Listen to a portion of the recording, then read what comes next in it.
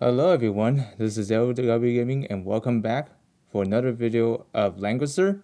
And last video I did mention about the beginner's tips of like what you should do and what you should avoid doing. Well, I'm going to be doing a part 2 of that video because for one, I just remembered a few things I forgot to mention here. So the first one I'm going to talk about is the covenants. So that one, I did not want to mention that one because, you don't get covenants at the start. So that's why I'm not mentioning that in the first place. So do not worry, I did not really forget about that because I intentionally left that out for one reason. This is not meant for beginners.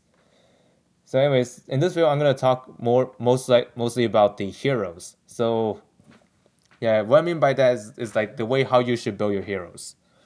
So anyways, this is another tip that I would like to talk about here for the beginners.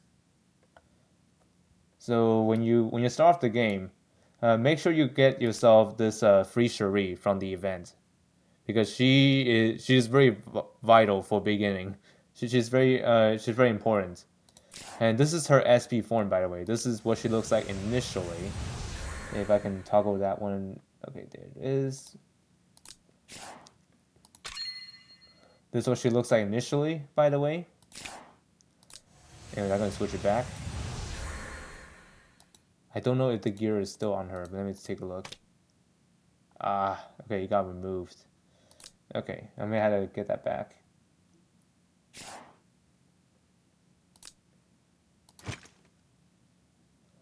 Anyways, this is just temporarily, but anyways, by the way, we're back to the point where I was trying to say here is make sure you get this character for free before you forget.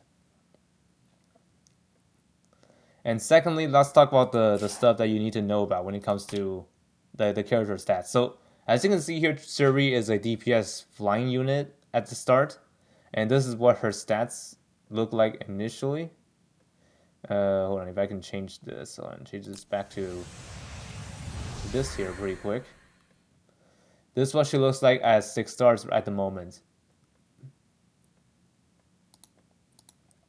So, anyways, always keep an eye on the stats here. So, like as for example, and also their ranking as well for their stats. Like, if you see like a certain stats like with a S rank, that means this is the one that they're great at. But however, if you see a D rank on their stat, that means this is the one that you should avoid building for. So, for instance, Suri is a physical attacker. You want her to build on attack, HP, and maybe some defense as well.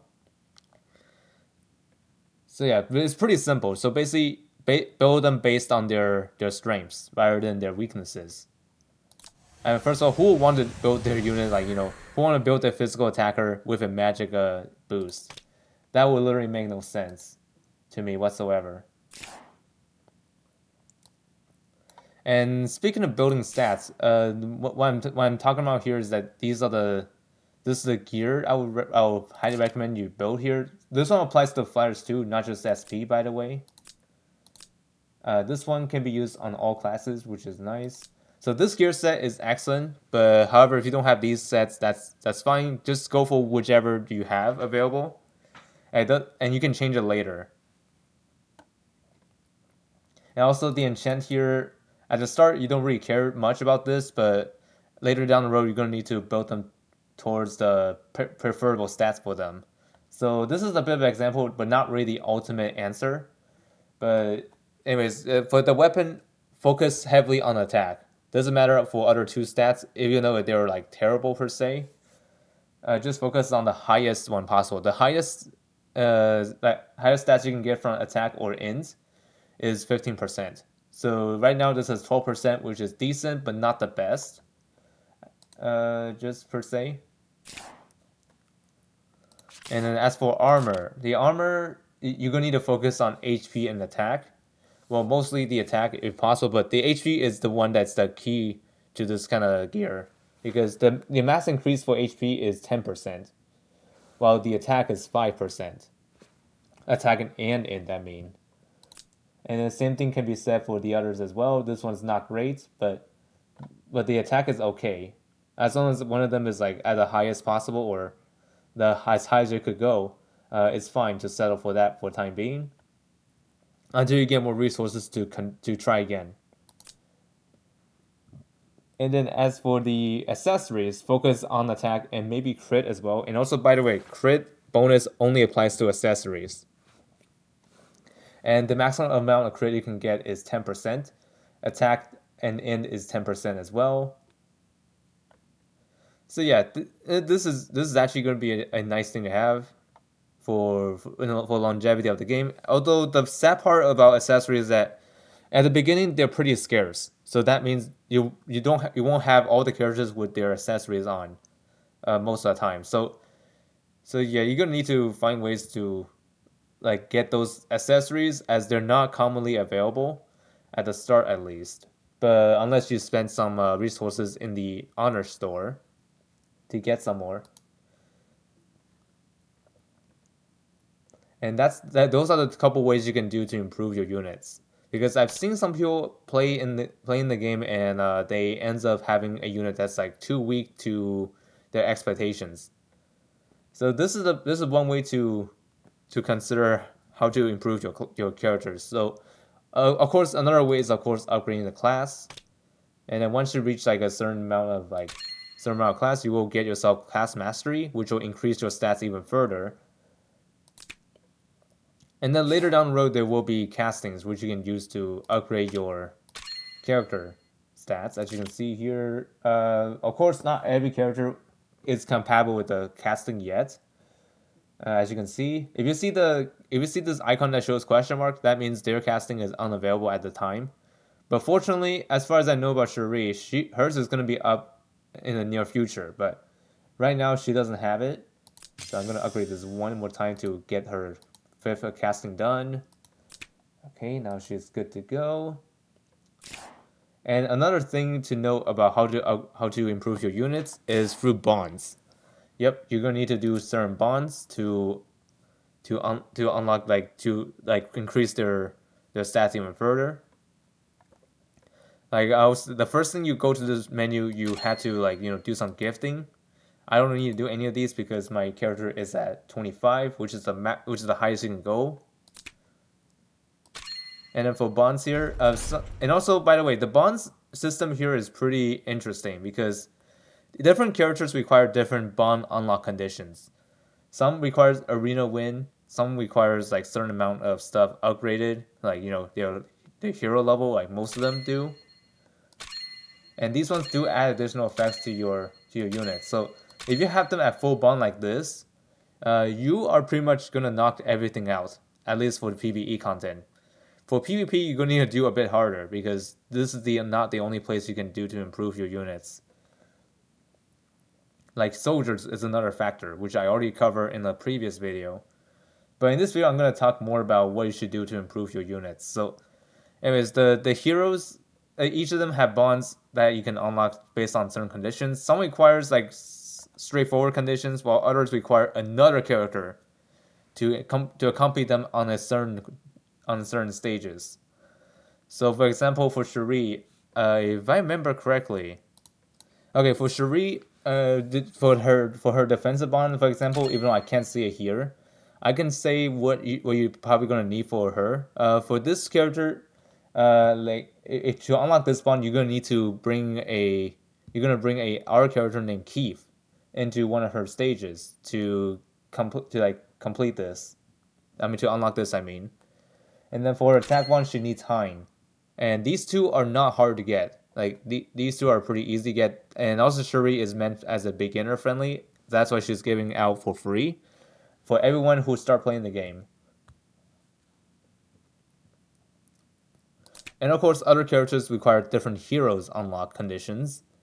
But however, there are some exceptions, like crossover characters, for example. Let me get to that really quick. 1 second. Like I have Sakura here as an example here. Sakura Senguji, and she is one of my favorite characters nowadays. I mean, she still is to this day. Her unlock condition on bonds is pretty different than most of the characters we have in line. So what I mean by that is that how you unlock this character, she still retains the unlock condition of certain tasks. Like they're pretty easy to do, especially. But for when it comes to defense and attack bond, these ones don't require anyone else for bonds, which is a huge win in many cases because these characters don't really need other characters they rely on to unlock. Instead, they unlock through their class tree. But however, in the later collab units like Guyver, and soon eventually they'll live 6 collab units, they're gonna have another condition for their one of their bonds to for them to unlock at a certain condition, because they only have one final class, which will be a bit challenging to like which will be challenging to developers to implement another way to do their other bonds. Because I think I have feeling that the class that they're doing nowadays are now sticking to just one class tree, which some people may find the developers lazy to do, but I don't know. I think it's a good thing, and mostly because you're not forced to spend your runestones for those guys as you used to. So yeah, having collab characters on your team, or even LRs in general, or some of the limited time characters, like Enya, for example, as an exception, because I think Enya is the first hero, her first SR limited hero to be like not reliant on anybody else for bonds, as far as I know. But for LR characters, they don't need anyone for bonds, despite them being like Langrisser original characters. Uh, yeah. Anyways, there are actually a lot of ways you can unlock their bonds. Like that's what I'm saying. So some of them requires their certain classes, like collapse, for example. Those ones just need their class upgrades. While some of the Langrisser characters, they do need other characters for bonds.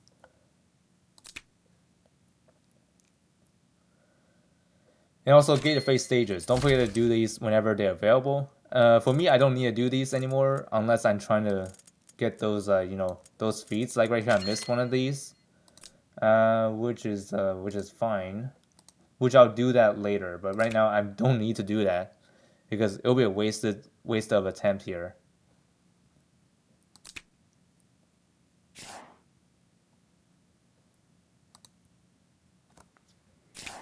I think that's about it. And also for soldiers options. So each hero has different amount of soldier selection that they have. So I'm gonna use Sakura as an example once again. I apologize if I kept showing Sakura because she is usually my favorite unit. So as you can see here, of course, as you can see, this is not all the soldiers in the game. It's just that only a few of those characters with a selected amount of different soldiers they can choose from. And by the way, only use the soldiers that are suit best for the current battle. Like you're gonna have to switch them eventually for different battles. Sometimes you want to do double infantry, or sometimes you want to mix things up by putting a different soldier for your team. For your units, I mean. So having that flexibility is amazing because you're no longer stuck with like one class. So like if you're fighting against someone that you're weak against, you can switch over to another soldier to negate that kind of problem, sort of negate it. But overall, if I were you, I would just switch them out for another unit that does better job than specific character. So, anyways, I believe that's about it. As far as the tips I'll be showing you guys here for part 2. So, anyways, hope you'll find this video informative. And if I missed anything, I'll inform y'all in the comments or even a follow-up video for this. So, anyways, see you all next time.